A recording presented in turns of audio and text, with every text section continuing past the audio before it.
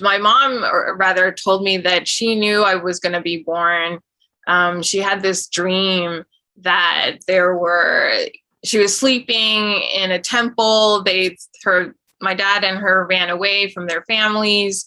And then all of a sudden she heard millions of tiny little voices, and it was a race of all these babies rushing to them. And I won and got there first, and to be born into their family. And so it really set me up, I feel, to feel like that I could have a magical life.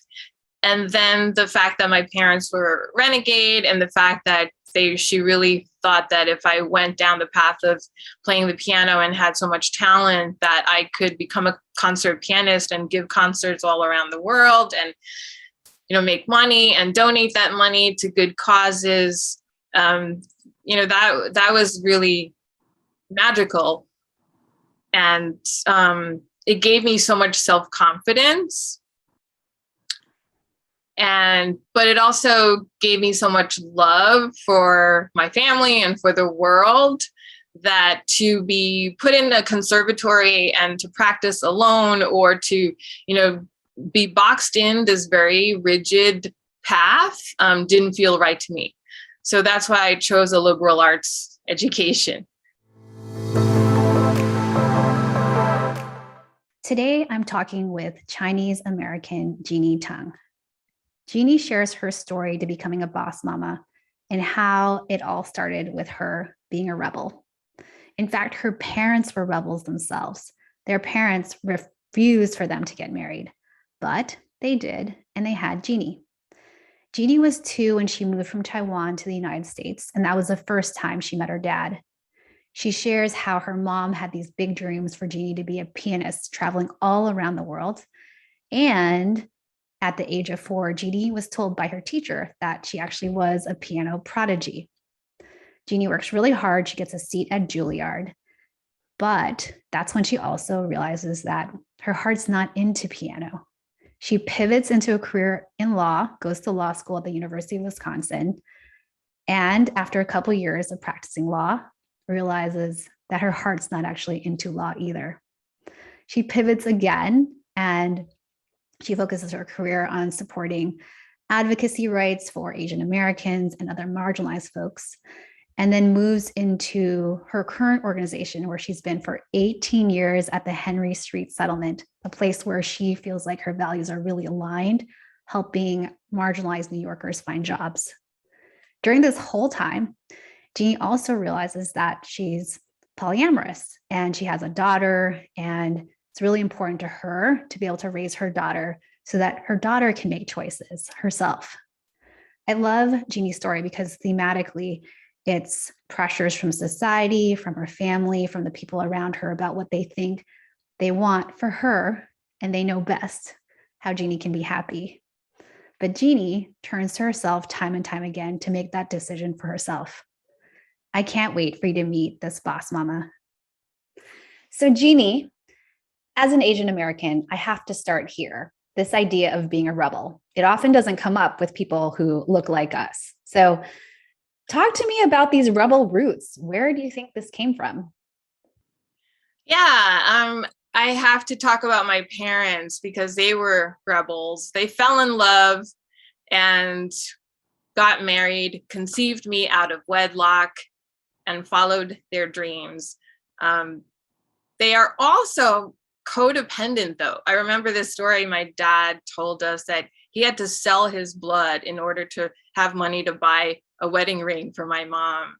And definitely they went against their parents. They eloped, never had a wedding. We have one wedding photo that they took, purchased, of course. And yeah, so I am born of those kind of renegade parents. That's a fantastic story. And I remember that one was like highly educated and one wasn't. Was that right? Yes, definitely. That was one of the reasons their parents were against the marriage, because my father was all set to go to America to get a graduate degree in agricultural economics at Tuskegee. And my mom hadn't even finished high school. So they were like, she is not a good match for you. They wanted him to find someone college educated. Yeah, that pressure is real, Jeanie. The pressure of like, you want to meet your match and you want to make sure you're trading up so that you reflect well on the family. So tell me, so your dad then moved to get a degree to the US. Like, how did that work with you? I think you said you're born in Taiwan. Like, what happened there? Yeah, so my dad left for school knowing that my mom was pregnant and just trusted that things would work out. And my mom had me. So when I was born, I did not meet my dad. I didn't meet him till I was 2 years old when we moved to New York, when he was finally able to have us come meet him in New York. Wow. So you're 2 years old now and you haven't met your dad and you meet your dad. And I got to ask you, so your 2-year-old Jeanie moving from Taiwan to the US, like what kind of dreams did you have? Like, what did you expect you would be or hope you would be growing up with this background? Yeah, so there's a photo of me as a baby on the piano, and somehow I got this idea that I really wanted to learn how to play. And my mom, again, she is so passionate about following her dreams. She borrowed money from a friend to get me a piano and get me lessons. And so I'm so grateful for all that support. And then I started kind of late, 7 or 8 years old, but I was deemed a prodigy after just a year of lessons. And it was a thrilling ride, but it didn't last. Well, let's just be clear, Jeanie, not when you say it was a thrilling ride. I mean, such a ride, right? You have this dream of being a pianist, traveling around the world. And then you also have a teacher that says you're a prodigy, which, doesn't really happen to most of us. Me, for example, I played piano, it was mediocre.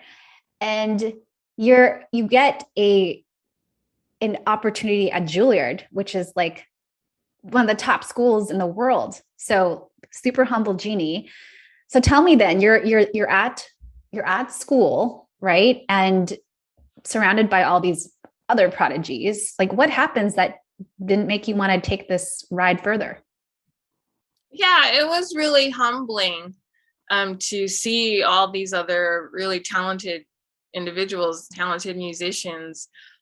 Definitely, it does take me back to first grade when I went to the bathroom one evening after school and looked at myself in the mirror and really realized that, I'm not white. And that's not a great position to be in, because it seems like there's so much emphasis and advantage and privilege to being white, but I'm not white. Oh, I mean, first grade, that's like 6 years old. So did you go to a school of Asian Americans, white people? Like, what did that demographic look like? Yeah, I was the only Asian person in my grade. And it was otherwise predominantly African American and, also white. And you could see that there was more privileged among the white children than the Black children. You already saw that when you were 6. And do you remember like an example of what that privilege looked like for white kids? It was just this subtle confidence, and maybe also from the parents of the kids. And there wasn't always like conflict, which seemed to be true of the Black kids. Yeah, I hear that. I remember when I had that moment, Jeanie, when I realized that I wasn't white and actually I wanted to be white so that I could look like the kids in my books, the Sweet Valley Twins books and Blonde and Blue Eyed. So can very much resonate with that. So I'm going to fast this forward back to Julliard, and you remember this moment when you're in first grade. And so what did that mean then for you as a pianist? You still had these dreams. I mean, couldn't you thrive as an Asian American piano player? Yeah. I mean, I also remember a moment, because my parents always told me that my mom, or rather, told me that she knew I was going to be born. She had this dream that she was sleeping in a temple. My dad and her ran away from their families. And then all of a sudden, she heard millions of tiny little voices, and it was a race of all these babies rushing to them. And I won and got there first, and to be born into their family. And um, so it really set me up, I feel, to feel like that I could have a magical life. And then the fact that my parents were renegade, and the fact that she really thought that if I went down the path of playing the piano and had so much talent, that I could become a concert pianist and give concerts all around the world, and make money and donate that money to good causes. That was really magical. And it gave me so much self-confidence, but it also gave me so much love for my family and for the world, that to be put in a conservatory and to practice alone, or to be boxed in this very rigid path, didn't feel right to me. So that's why I chose a liberal arts education. So your mom has these deep beliefs in you, and also has a belief that you would use the money to help other people, which ends up being, helping to pave your path post Julliard. But at the same time, you got to tell mom, especially mom, that you're not going to follow that dream. What was that like? Yeah. So my father passed away right after I graduated college, and that was really difficult, because the expectation was that I was going to stay at home, and help out my family. And I felt really burdened by that. I mean, I love my family. I wanted to help my mom, but I didn't feel that that was the right path for me. And I've always been told that I'm the selfish one. But I feel like in the end, that being selfish and following your true path in the long run is beneficial to everybody. So I did pursue law school in Madison, Wisconsin. That means I, had to be away from New York, where my family was. And yes, we struggled. I mean, luckily we were not struggling too much financially, but definitely emotionally, I had to have that break from my mom. And I think she was very sad and upset over it. But now in the long run, we have a good relationship, and she really understands what I've become. Yeah, I mean, I'm just trying to imagine you talking with your mom, and then sorry about the death of your dad. During that time, you still remembering what matters to you and following your heart, and knowing that it will work out in the long run for everyone, and staying true to that, to yourself. And that's a lot of just self worth, like belief in you. So just hats off, because I could use more of that in my life. So Jeanie, so you're in law school and you graduate. And so what next? Did you follow the path, try to make your parents proud, or your mom proud? What happened? Yeah, so I took some jobs with not-for-profit, and that's always been where my heart is, right? Because I didn't go to law school to be a corporate attorney. I went to law school for social justice. I went to law school to make the world a better place. I went to law school to fight for those who didn't have a voice. And I started working for legal aid to get experience in litigation, and also to serve those who needed it the most. And what I found was that even though I wanted to help and advocate for people, that I couldn't give up my own self-care. There had to be work-life balance. And when I went to legal aid and realized that the culture there prevented me from like taking the vacation that I had earned, um, and that it was like shunned upon to not work long hours or, to overextend yourself, I decided that this was really not the right path for me. And also, in the courtroom, there's so much anger, and that was not going to be healthy for me in the long run. And that's also why I left being an attorney. I mean, Jeanie, as someone who has been in the nonprofit world serving with mission aligned people, I can really resonate with that. We're all working hard, we're all about service. And yet, when we try to take care of ourselves, that is looked down upon. We don't really talk about it, but it's like this shame that we have. Gosh darn you, try to No, take a definitely. vacation or leave at 5 to try to go to yoga. That's really poo-poo on you. So again, like, I just want to say there's a pattern of society, your parents, your mom, especially your organization saying, here's the way that you should be. And yet you're like, no, I know it's true for me.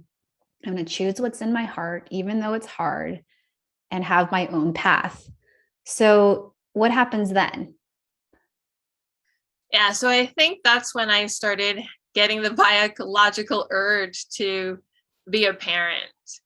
I started seeing families around me and feeling like, oh, I feel so unfulfilled because I don't have that. But at the same time, I knew that I wasn't ready to get married. I was ready to be a mom, but I was not ready to be someone's wife. So, and I think that started when I was in college, for the first time dating and exploring relationships, and realizing that monogamy wasn't always going to be the right fit for me, because I understood that you could love multiple people, multiple genders, and the model of that binary um, couple unit didn't feel right to me. So luckily I did find someone who, was willing to have a child, even though he did become really uncomfortable when I actually got pregnant. But in the end, he stayed in my daughter's life, and we're not a couple, but he is my daughter's father, and we are on very good terms and have a friendship. So Jeanie, you shared a ton there, and I want to just uncover a little bit more. So you're in college, and back when we were in college, I didn't know about polyamory or multiple partners. And so how did you navigate that? Like, how did you know what possibilities were even possible? Like, what did that look like for you, trying to figure out who you were? Yeah, and definitely in college, I think it was things like, oh, having a boyfriend, but still being able to hold hands with, other people that I really liked and enjoyed. And then, of course, there were like lots of breakups and getting back together and, that phase of where we're really trying to figure out how to be in a relationship and grow that way. And it wasn't until after I had my child that I started understanding that there were terminology, and I could articulate what polyamory even meant for me. So that's definitely more recent in my life to be able to speak to that. So actually, now that you mentioned definitions, because there are now helpful definitions and there's different words that you can use to help define. So how would you define polyamory? So it's very personal, but for me, it's realizing that I can have multiple loving relationships. And because I am a sensual and sexual person, to have multiple sexual partners. And there are couples that are asexual, and they, that might not be in the equation. But for me, it's loving multiple people. And there can be different kinds of relationships, right? Where it's loving, but maybe there isn't that central part of it or intimate part of it, but there's a lot of emotional intimacy. So it can look so many different ways depending on the people involved. And I really believe that is so important because I mean, I'm a relationship nerd, to be honest. I mean, my work involves building relationships. I really value all of the friendships and relationships I have. Each of them is so unique to me. And to be able to design your own relationship and have that clear communication is what makes life meaningful. I love that you're a relationship nerd because it does extend, and we're going to talk about your current role soon, but I want to delve into being a mom and also living this life because there's so much pressure about what a quote unquote good mom is and what the family unit looks like. So can you share more? You have this daughter, you have the partner who is with you, but then, ends up you're friends, but you're not together. So what does that look like raising your daughter and staying true to yourself in terms of sexuality? Yes, I would say I devoted those 10 years, first 10 years of her life to her, and she's the love of my life. She really is the love of my life.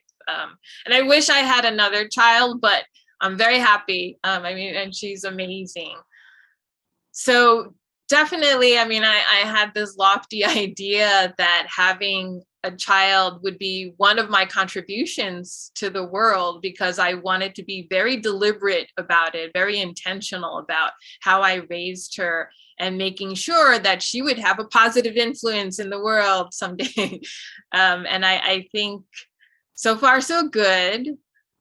She's a sophomore in college and she's beginning to realize that she's also different and different in some ways, but it's allowed that she can be different and she doesn't need to um feel too bad about it, and she's figuring that out on her own. But I think she's grateful that she has me to support her in her journey. So that's wonderful. I love how much you adore your daughter. When she was growing up, how did you or did you need to explain that what how mommy lives, how you had your family unit is different? Like what kind of conversations did you have? Do you remember a time when you had a moment with her so that she could feel safe, like, or maybe she was having trouble understanding? Could you share a little bit about that? Yeah, definitely. It was challenging. I mean, I first of all felt pretty guilty that I couldn't give her siblings, and also that her father and I didn't live together.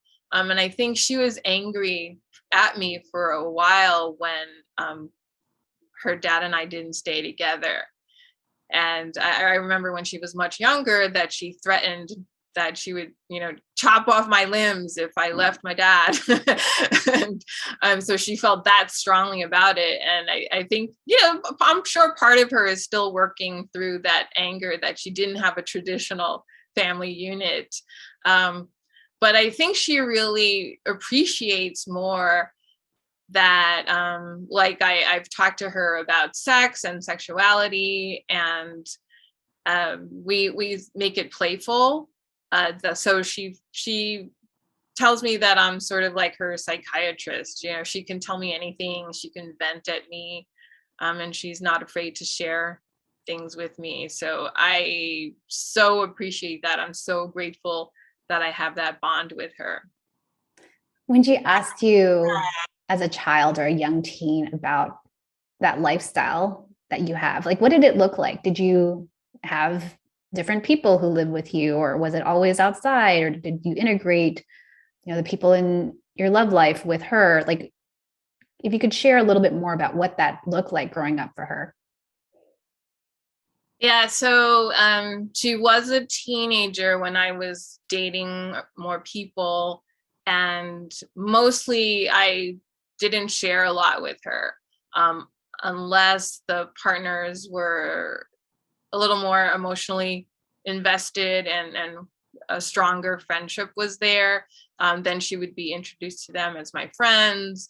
And so I didn't really tell her or share very much with her. I do a little bit more now. And I am in a committed partner relationship, even though we're not monogamous.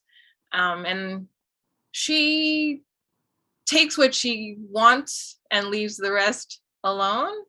And that's great because, she's young and prioritizes her own life, and she doesn't ask me too many questions.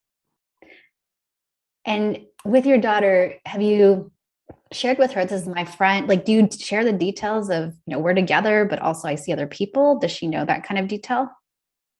Yeah. So for example, she met one of my girlfriends and she knows we're close. And, but again, she also knows that I have this partner and, have other very close relationships. And she has accepted it. I love it. I love how I'm going to live my life. I'm going to introduce my daughter as the relationship progresses, and we're going to work through whatever surfaces together.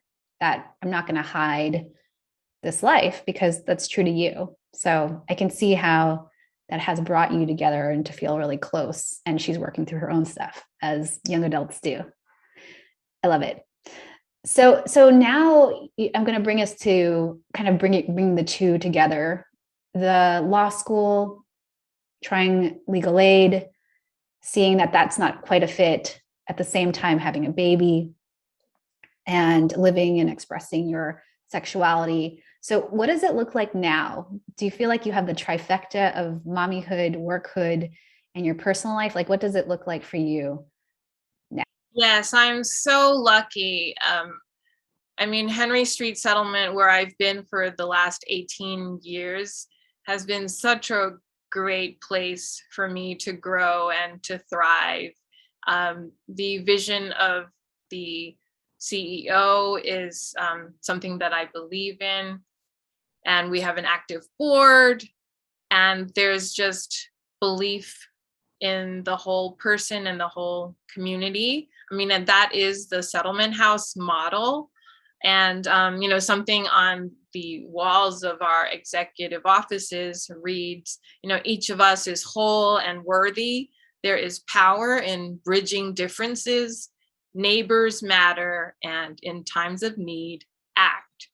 So though, I share those values, and I'm just really grateful that I've been able to integrate so much of my professional life, personal life, spiritual life all together. And I'm able to continue to be my authentic self every day. It's so rare, Jeanie, to have that authenticity and to really be values aligned in a real way with leadership, because often it is a quote on the wall and not actually practiced. And I imagine then that self-care is not something to be shunned. What does that look like at the organization?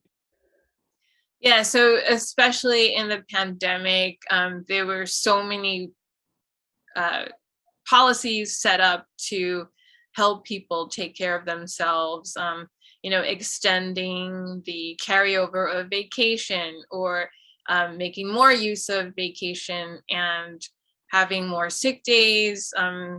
There has been a racial equity day, just lots of very important structural supports there. So it's not just one-off, but it's, institutionalized in our HR policies. So that's been super helpful. And just the culture of the organization, we do try to find work-life balance. We are professional, but also like a family at work, where we support each other and help each other out when there's a need.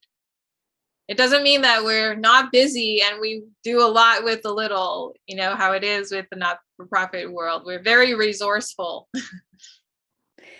You've been there for 18 years, Jeanie. Incredibly rare. So I'm going to bring us back to your rebel mom. How does that look now? Now that she has the you and her together have the full spectrum of life. What is that relationship like? I'm sorry. Oh, how does she see your relationship? How do My you have mother? that relationship with your mom when she sees the life you've built for yourself? You're talking about my relationship with my mother. Yeah. And now that you have the life, it's not a pianist, right? You're not like a lawyer. You are not in a standard family unit. What is that? How does she see you and view you? Yeah, I mean, even though there has been some unhealthy behaviors between myself and my mother, she's actually an inspiration. I mean, she's so supportive in a very real way. And she also has done so much work on herself. So, she had me when she was 21 years old. I mean, she was barely an adult herself. And so she's grown so much. We talk every day. My daughter, during her first year of college, because of the pandemic, lived with her actually during her first year of college, before moving to college campus this year for her second year. And so we're all very close, and I really value the relationship I have with my mother. She deals with some health issues. She lives by herself, but she really appreciates all of her children now, if not more than before. Beautiful. So, Jeanie, I'm going to just try to map out a bit about the consistent themes you've had in your life, in your work and personal life. Being true to you, knowing what matters, and living that life in your choice of organization, choice of role, and also sexuality that you have never really conform to what people's expectations of you have been. There's a strong sense of self that's unique, and you have transferred that over to your daughter, which is really beautiful. So, is there anything else you would say about how you've been able to live this life that you could share with the audience? Yeah, I was just reflecting yesterday, on my work day, that so much of my time is spent on battling negativity, and but it's so necessary, just reflecting on what other people say and asking them to take a different perspective, I think is challenging that, but also creates curiosity and a dialogue for further conversation. And I think that's what it's all about, right? I talked about building relationships. It's what I do at my job every day. And building relationships is about honest communication and dialoguing across differences. So that is my practice, and I don't really see another way. Love it. Valuing differences, taking on different perspectives, being able to have empathy and bridging with curiosity versus righteousness. So that's sweet. All right, with that, let us go to our lightning round questions. Ready? Okay. This has Chocolate been or so vanilla? great. Chocolate or vanilla? Chocolate. Cooking or takeout? Cooking. Climb a mountain or jump from a plane? Climb a mountain. Have you ever worn socks with sandals? I have. How would you rate your karaoke skills on a scale of 1 to 10, 10 being Mariah Carey? Maybe 7. Recent book you read? Oh, that's a tough one because I'm sort of in the middle of a bunch. Yeah, I'll pass. What's a good professional development you've been to? The Coro leadership training. What's your definition of a boss mama? Yeah, someone who's comfortable in their own skin and isn't afraid to make difficult decisions. What advice would you give your younger self? To savor every moment. And then where can we find you, like LinkedIn or anywhere else like that? Yes, I think LinkedIn is probably the best way to find me. Great. Jeanie Tung. And do you have a final ask or recommendation or any parting thoughts with the audience? Yeah, please connect with me. I'm always happy to share best practices or build partnerships, figure out ways we can work together. I'm very open to that. That's fabulous. Thank you so much, Jeanie, for sharing your story. Thank you, Analiza. You're the best. This has been a great and fun experience. Thank you so much for everything you do.